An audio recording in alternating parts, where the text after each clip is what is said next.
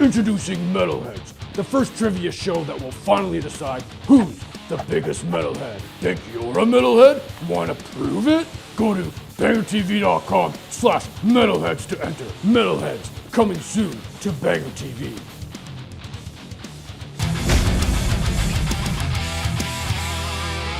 Howdy, Banger pals. Blayne Smith welcoming you to another Overkill Reviews, Banger's weekly heavy metal review show. This week, it's not heavy metal. We're stepping a little bit outside of metal into the filthy other side, the world of punk, but we are not stepping completely over. We are straddling the line because, yes, it's a crossover band. Let's cross over.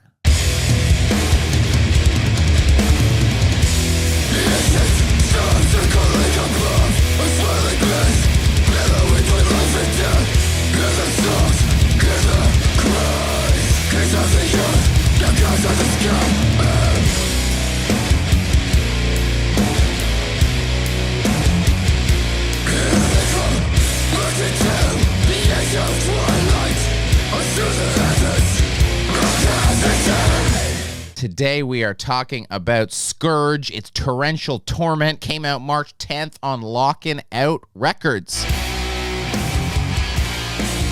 So we've established the genre of the band. We'll establish that they were formed in Houston in 2014. That's been established. We'll establish that vocalist Seth Gilmore plays in Fugitive with banger pal Blake Ibanez of Power Trip. And then that's really all we've got to establish because this is a cool underground band, so there's not a lot of other stuff to talk about except for how great the record is. So I'm just going to do that because that's what we want.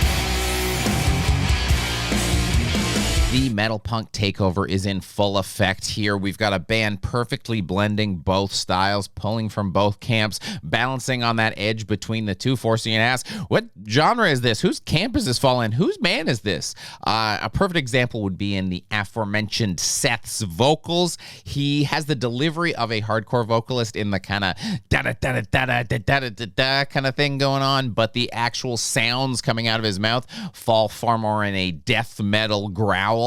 The sonic signature of the guitars is more on the hardcore side, but they frequently will stray into dissonant and straight up weird sounds that you'd associate more with a experimental metal band. Even the top-notch cover art by Joe Chat is squatting 1 foot firmly in each camp. It's got kind of the complexity and the majesty of what would be normally a metal album cover, but with that slight jank, stylized in the best way thing you'd normally expect out of a hardcore album cover. What do you want? We got it, and we got it both, and we got it both done good. What? Maybe I'm being a jerk metal elitist when I say Channy Lim and Jacob Duarte probably aren't fast-hand finger wizards in their spare time, but what they prove on this record is that creativity and style will smoke excessive technicality any day of the week for making an album that I actually want to listen to. I mean, don't get me wrong, there are definitely solos. They can only be so long because the record itself is only so long. It's 29 minutes with 11 tracks, so not a crazy amount of space to be soloing because there's not a crazy amount of space for anything, but when the solos do come in, they're chaotic, fast, and fun. What comes in just as frequently and does kind of similar work to the solos is, I think it's Jacob's whammy bar. It could be Channy's. Again, this is an underground crossover band. I'm not operating with a lot of info. I didn't get a full sheet with all kinds of details on this. I listened to a record and looked at an album cover. So whoever's whammy bar it is, make sure you write that off as a business expense. You got your money back on that. It's doing work here. Sometimes a spot where you'd go, oh boy, a solo's going to come in, and I sure hope a solo will come in because a solo would be great here. You just get a little whammy bar action, and afterwards you're like, you know what? That's what I wanted. I'm fully satiated from that. So good job. Let's get some of that wacky guitar action in here so you can see what I'm talking about. Clip.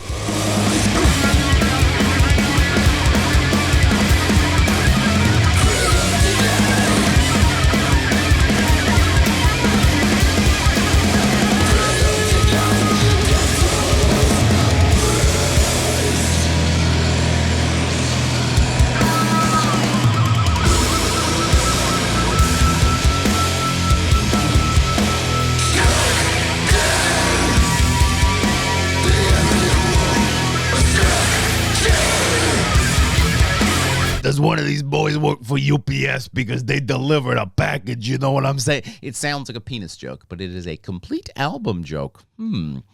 Again, the two genres really flex in their respective muscles here in that they've got the tight efficiency of a hardcore record with that 29-minute runtime, but you get the full album experience that metal bands normally bring you. There's a start, there's a middle, there's an end, there's a flow to the record, there's a build.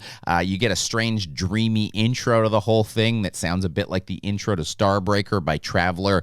There's an amazing semi-interlude, just full song in Hallucinator at track 6 with sparing distorted vocals and some wild, crazy trip guitars that is maybe I've miscalculated my dose and I'm about to go to the hell realm kind of action. And the general craziness that permeates the whole record builds into a really nice crescendo in the second to last track, Blood Drenched Sun. Here you get a second vocalist coming in. I don't know if it's one of the other band members or a guest. Again, underground crossover band. I'm not operating with a lot of info here. But regardless, it really kind of pays off in the end.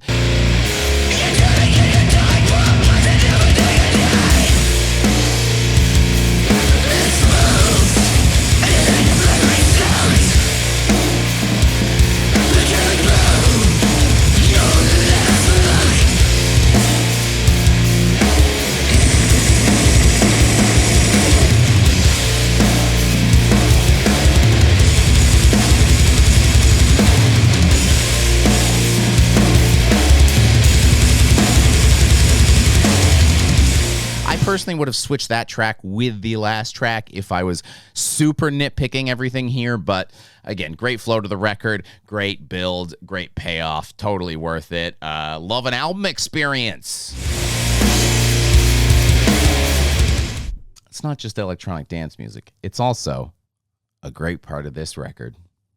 Sorry, terrible joke. But I've been praising the vocals and guitars so much, I wanted to take a little section here, pause, and make sure we salute the boys in the rhythm section as well, because everybody on the record is working just as hard and contributing as much to the success that this thing is as it is. Bass actually kicks off the record, and throughout the whole thing, it's a solid wall of tone that provides a really great counterpoint to the guitars, which are frequently very sharp and high, and Carson Wilcox on drums brings a bopping, toe-tapping energy that really is essential to make music like this work. And the production on the record, makes it so that every single one of those bass drum hits sounds so good in my ear. It's a little pellet. I'm a little Pac-Man going along, munching them through the whole record. So, you know, we normally talk about the guitar and vocal stars of the show, but ain't no star here. This is an ensemble cast that is nailing every scene. Boy, what a super fun, creative release and a pretty wild debut release for a band. I know they've been around like 10 years, but still, this is their first full length and check every box. They nailed it. I hope we can spread the word about this because this record deserves a hell of a lot more attention than it's getting. Someone needs to get this on Bandcamp, though. Locking Out Records, what are you doing? You have a great catalog of bands. Your merch is phenomenal. Why don't you have a Bandcamp page? I mean, physical releases are great, but some people buy digital as well, and we want to send them somewhere. Anyways, sidetracked, as you can tell, glowing, 4 out of 5 Skulls, and Skulls is spelt with a K. It's a joke because the Skourge spelled with a K, but Skulls is already spelt with a K, so Mortal Kombat. Short and sweet review for a short and sweet album, but we always have shout-outs. I got 3 shout-outs here for you. Number 1, definitely, please check this out for me. Kruelty's Untopia on Profound Lore Records. Crazy Japanese metal punk insanity. Really fantastic record, really awesome. Definitely deserves your attention. If you're looking for more hardcore side of the metal world, we've got Frenzy Trial by Fire, hot off the presses EP that I've absolutely been loving. And to close things out, we had a little bit of death metal in the vocals, so a little death metal in the shout-outs. Bastard Grave released Vortex of Disgust on Pulverized Records a week back. Fantastic stuff. So there's your shout-outs. What did you think? Do you like the punks coming in? Do you like that we're getting a little more punk in here? Do you like that we're covering punk a little bit more on the channel? Or are you mad you're going to go, it says banger all metal and this wasn't metal enough? Just let us know in the comments below. We appreciate them all. See you next time. Gone.